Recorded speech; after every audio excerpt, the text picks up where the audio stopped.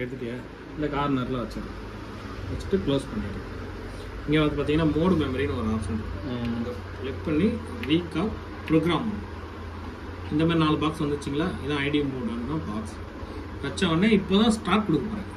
Start கொடுத்தோடனே என்ன ஆகும், ஸ்கேனர் மூவ் ஃபஸ்ட்டு பேஜை ஸ்கேன் பண்ணும். ஸ்கேன் பண்ணிட்டு இங்கே பாருங்கள் பிளேஸ் த நெக்ஸ்ட் ஒரிஜினல் அப்படின்னு கேட்கும். நெக்ஸ்ட் பேஜ் அப்படின்னு கேட்குதுங்களா, திருப்பி வச்சுட்டு அதே எடுத்து திருப்பி வச்சிடுறேன். ஃபஸ்ட்டு உடனே 2வது ஸ்கேனுக்கு எப்பயுமே என்ன பண்ணணும், ஓகே இதை போட்டுருவோம். ஓகே கொடுத்தா மறுபடியும் ஸ்கேன் ஆகும். 2 பேஜும் ஸ்கேன் ஆகிடுச்சு இல்லையா. அதுக்கடுத்து என்ன பண்ணுறேன், கார்டை எடுத்து ஸ்டார்ட். கார்டை எடுக்காமல் கூட நீங்கள் ஸ்டார்ட் பண்ணுங்க.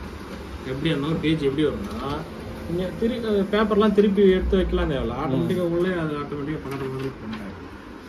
இந்த டார்க்னஸ் நீங்கள் கம்மி பண்ணோம் அப்படின்னா ஸ்டார்ட் கொடுக்குறதுக்கு முன்னாடி ஃபஸ்ட்டு ஐடி கார்டு வச்சு ஸ்டார்ட் கொடுக்குறதுக்கு முன்னாடி டென்சிட்டி போயிட்டு ஒரு பாயிண்ட் கம்மி பண்ணிக்கலாம். அந்த மோட்லேயே இருக்கும். ஸோ ரீசெட் பண்ணிட்டோன்னா மிஷின் வந்து நார்மல் மோடு தான்.